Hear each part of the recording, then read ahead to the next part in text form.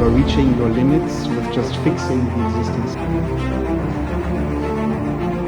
Where there have been a combination of enlightenment Видел Дом правосудия в Джалалабаде.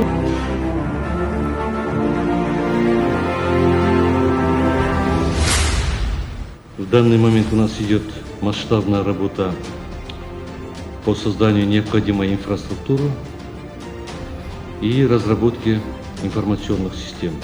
В судебной системе внедрены АИС-суд, АИС – Государственный реестр судебных актов, аудио-видеофиксации, протоколирование судебных заседаний и, конечно, портал «Цифровое правосудие» и так далее. Разработка и внедрение вышеуказанных информационных систем, безусловно, помогает усовершенствовать порядок рассмотрения дел в судах, обеспечить доступность и открытость правосудия, повысить качество отправления правосудия.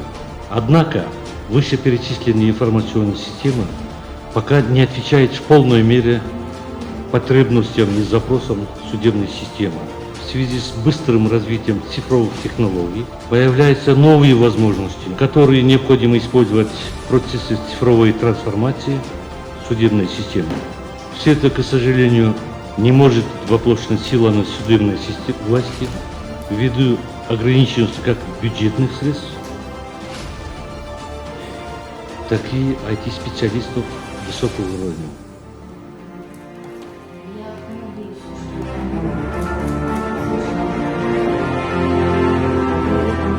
Спасибо, и сегодня у нас еще здесь присутствуют еще два